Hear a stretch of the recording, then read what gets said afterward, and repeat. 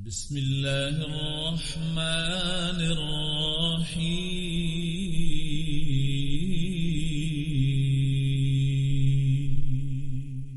شروع اللہ کے بابرکت نام سے جو بڑا مہربان نہایت رحم والا ہے۔ ان هذا القرآن يهدي للتي هي اقوم، یہ قرآن بتلاتا ہے وہ راہ جو سب سے سیدھی ہے۔ السلام علیکم ورحمۃ اللہ وبرکاتہ۔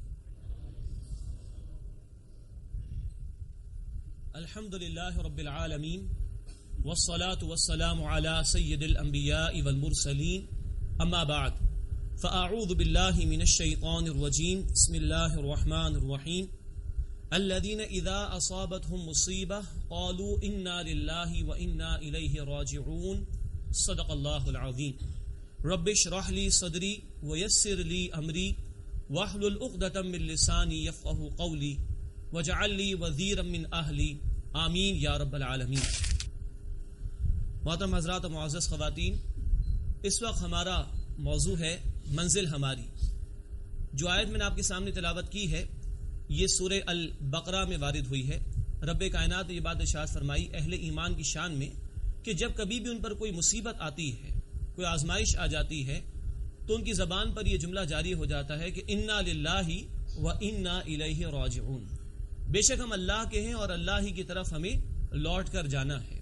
عموماً یہ جملہ ہمارے معاشرے میں کسی کے انتقال کے موقع پر ادا کیا جاتا ہے، یہ بھی درست ہے، لیکن ہر مصیبت جو بندہ مومن پر آئے اس پر یہ جملہ اسے کہنا چاہیے۔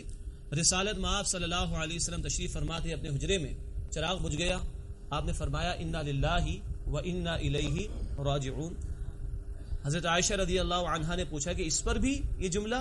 فرمایا کہ ہاں، مومن پر ذرا سی بھی تکلیف آئے اور وہ صبر کرے اللہ کی رضا کے لیے، جس کا ایک طریقہ اس جملے کی ادائیگی بھی ہے، تو اس پر اس کے لیے اللہ کے ہاں اجر و ثواب ہے۔ اب کیونکہ ہمارا موضوع ہے منزل ہماری، تو یہ جملہ کفایت کر جاتا ہے ہمارے اس موضوع کی وضاحت کے لیے۔ انا للہ و انا الیہ راجعون، اسی کی طرف سے آئے ہیں اور سفر اسی کی طرف جاری ہے۔ اسی کا اقرار ہر نماز کی ہر رکعت میں کر رہے ہیں، مالکی یوم الدین، وہ اللہ بدلے کے دن کا مالک ہے۔ تو یہ تو کچھ ذرا سی وضاحت آپ کے سامنے آ گئی کہ ہمارا موضوع دراصل کیا ہے۔ اپنے اس سفر کو ہمیں سمجھنے کی کوشش کرنی ہے۔ وہ آغاز تو کہیں شاید لاکھوں کروڑوں سال پہلے ہوا ہو، وہ عالم ارواح میں ہماری روحوں کا پیدا کیا جانا۔ سورۃ الاعراف آیت نمبر 172 میں اس کی طرف اشارہ بھی ہے۔ اللہ نے سارے انسانوں کی روحوں کو پیدا کیا اور اپنے رب ہونے کا اقرار کرا لیا۔ ہمیں یاد نہ ہو شاید، لیکن اسی یاد دہانی کے لیے ہمارے اندر ہماری فطرت میں اللہ کا تعارف موجود ہے۔ اسی یاد دہانی کے لیے اللہ نے عقل، شعور عطا کیا۔ اسی یاد دہانی کے لیے اللہ نے وہ فیکلٹی، صلاحیت عطا کی، سننے کی، دیکھنے کی، تاکہ ان کو استعمال کر کے رب کائنات کو پہچانا جائے۔ اور آسانی اللہ تعالیٰ نے یہ فرما دی کہ اسی سبق کی یاد دہانی کے لیے کتابوں کو بھی بھیجا اور رسولوں کو بھی۔ تو آغاز زندگی تو وہاں سے ہوا لاکھوں کروڑوں برس پہلے، لیکن اس پورے سفر کا اہم ترین حصہ یہ دنیا کی بہرحال عارضی زندگی ہے، جس میں کیے گئے اعمال کے مطابق ہی ہماری اصل زندگی، ہمارے سفر کا اہم ترین اگلا مرحلہ آخرت، اس کا انحصار ہے۔ یہاں جیسا بوئیں گے وہاں ویسا کاٹیں گے۔ فَمَن يَعْمَلْ مِثْقَالَ ذَرَّةٍ خَيْرًا يَرَهُ وَمَن يَعْمَلْ مِثْقَالَ ذَرَّةٍ شَرًّا يَرَهُ۔ ذرے کے برابر بھلائی ہوگی انسان دیکھ لے گا اسے، ذرے کے برابر برائی ہوگی انسان دیکھ لے گا اسے۔ تو بھیجا گیا اس دنیا میں با مقصد طور پر۔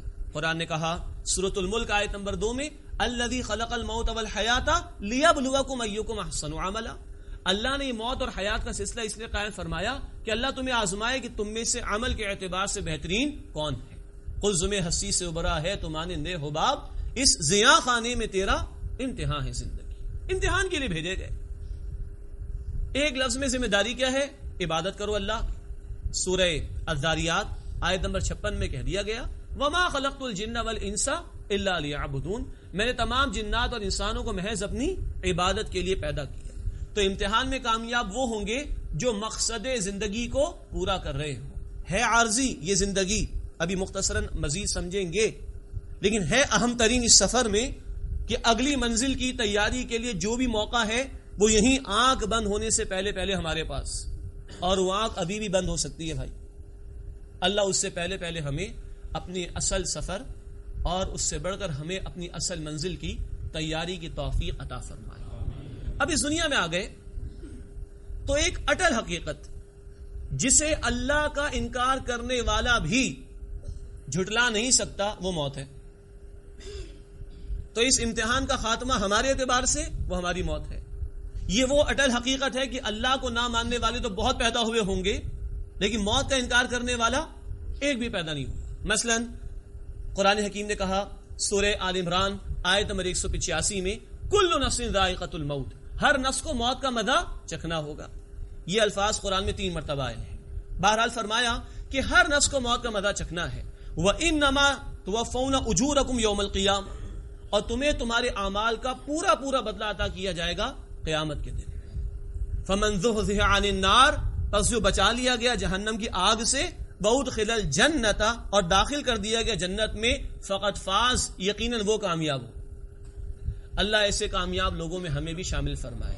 یہ اس رب کائنات کی نگاہوں میں کامیابی ہے جس نے کہ ہمیں پیدا کیا اور جس کے سامنے کہ ہم جواب دیں۔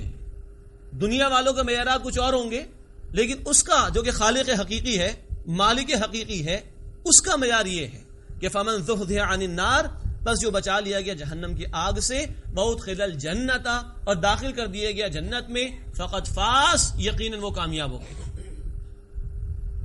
وما الحیات الدنیا الا متاع الغرور، اور یہ دنیا کی زندگی محض دھوکہ ہے، فریب ہے، ڈیسیٹ ہے، اس کے سوا کچھ نہیں، جس کی چمک دمک میں مبتلا ہو کر انسان اپنے اس سفر کی حقیقت کو بھول جاتا ہے، جس کی رنگینی میں کھو کر انسان اپنی اصل منزل کو بھلا دیتا ہے، جس کا شکار ہو کر انسان اپنے مقصد زندگی کو فراموش کر دیتا ہے۔ فرمایا وما الحیات الدنیا الا متاع الغرور، یہ دنیا کی زندگی محض دھوکہ ہے، فریب ہے، اس کے سوا کچھ نہیں۔ اللہ اس دھوکے سے ہمیں محفوظ فرمائے۔ کیا ہے یہ زندگی، یعنی کیا ہے دنیا، کیا ہے اس کی رنگینی کی حقیقت؟ اللہ کے رسول صلی اللہ علیہ وسلم تشریف لے جا رہے ہیں، صحابہ کرام آپ کے ساتھ ہیں، یہ مسلم شریف کی روایت ہے۔ راستے میں کچرے کا ڈھیر پڑا ہوا ہے، تصور میں لے آئیے، گندگی، کچرا، اور وہیں پر ایک بکری کا مردار بچہ پڑا ہوا ہے، اس کا پیٹ پھولا ہوا، اس کے کان کٹے ہوئے، بڑا خوبصورت انداز اللہ کے رسول کا صلی اللہ علیہ وسلم تربیت کا۔ اے میرے صحابہ، تم میں سے کون اسے 1 درہم میں خریدنے کو تیار ہے؟ 1 درہم میں؟ کہا یا رسول اللہ ایک بھی تیار نہیں۔ اس بکری کے بچے کے کان کٹے ہوئے، اس کا پیٹ پھولا ہوا، یہ مردار کچرے کے ڈھیر پر پڑا ہوا، کاہے کا کام آئے گا ہمیں؟ کس کام آئے گا ہمیں؟ اللہ کے رسول صلی اللہ علیہ وسلم نے فرمایا جتنا یہ بکری کا مردار بچہ تمہاری نگاہوں میں کمتر ہے، حقیر ہے، ذلیل ہے، یہ دنیا اور اس کا مال و اسباب اللہ کی نگاہوں میں اس سے زیادہ کمتر، اس سے زیادہ حقیر، اس سے زیادہ ذلیل۔ یہ حقیقت ہے اس کی۔ ذرا اپنی گزشتہ زندگی پہ نگاہ اٹھا کر دیکھیں، کتنا کچھ کھا چکے کوئی حیثیت ہے آج؟ کتنا کچھ پہن چکے کوئی حیثیت ہے آج؟ کتنا کچھ بنا چکے، کما چکے، کوئی حیثیت نہیں۔ اسی طرح اللہ کے رسول صلی اللہ علیہ وسلم نے فرمایا مسند احمد کی حدیث میں، اگر اس دنیا کے مال و اسباب کی حیثیت اللہ کی نگاہوں میں مچھر کے ایک پر کے برابر بھی ہوتی تو اللہ کسی کافر کو پانی کا ایک گھونٹ بھی عطا نہ کرتا۔ ہے ہی نہیں کوئی حقیقت، سب کو دے رہا ہے وہ، بلکہ بسا اوقات نہ ماننے والوں کو زیادہ دے رہا ہے، اسے کہ ادھر ان کا کوئی حصہ نہیں، تو کوئی حیثیت نہیں۔